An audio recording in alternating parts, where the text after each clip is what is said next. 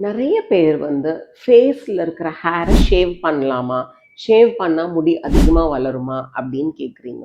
தாராளமாக ஷேவ் பண்ணலாம். ஷேவ் பண்ணுறனால முடி அதிகமாகலாம் வளராது. ஃபேஸில் 2 டைப்ஸ் ஆஃப் ஹேர் இருக்கும். ஒன்று வந்து நம்ம வெலஸ் ஹேர்ன்னு சொல்லுவாங்க. அதாவது நம்ம காமனாக பூனை முடி அப்படின்னு சொல்லுவோம் பார்த்தீங்களா, ரொம்ப டைனியாக மெல்லீஸாக இருக்கும். அதுக்கு லேசர் ஹேர் ரிடக்ஷன் வேலை பண்ணவே பண்ணாது.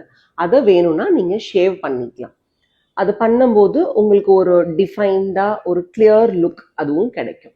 இன்னொரு ஹேர் டெர்மினல் ஹேர் அப்படின்னு சொல்லக்கூடிய திக்கான ஹேர். இது வந்து உங்களுக்கு சின், அப்புறம் இந்த தாடை இங்க, அப்புறம் இந்த அப்பர் பகுதி நெக் இங்கெல்லாம் இருக்குங்க. இதுக்கு வந்து லேசர் ஹேர் ரிடக்ஷன் மட்டும்தான் ஒரு தீர்வா இருக்கும். நீங்க வேற எந்த மெத்தட்லையும் இது பர்மனண்டா கிளியர் பண்ணவே முடியாது.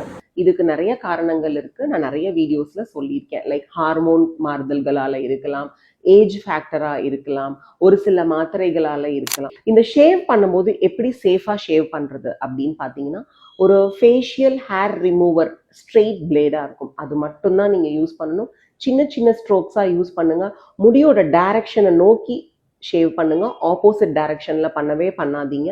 இதால உங்க ஸ்கின் டேமேஜ் ஆகுறதுக்கான வாய்ப்புகள் ரொம்ப ஜாஸ்தி. அண்ட் ட்ரை ஷேவிங் பண்ணவே கூடாது. ஒரு மாய்ஸ்சரைசர் இல்லை ஒரு ஜெல் ஏதாவது ஒன்று அப்ளை பண்ணிட்டு தான் சின்ன சின்ன ஸ்ட்ரோக்ஸாக நீங்கள் ஷேவ் பண்ணணும். இந்த மாதிரி மெத்தட்ஸ் எல்லாம் ஃபாலோ பண்ணீங்கன்னா shaving is okay. Facial hair removal சம்மந்தப்பட்ட உங்களோட கேள்விகள் இல்லை சந்தேகங்கள் ஏதாவது இருந்ததுன்னா எங்கள் கிளினிக்கை விசிட் பண்ணி எங்கள் டாக்டர்ஸ் கிட்ட கேட்டு தெரிஞ்சுக்கோங்க. Visit advance grow hair Theni.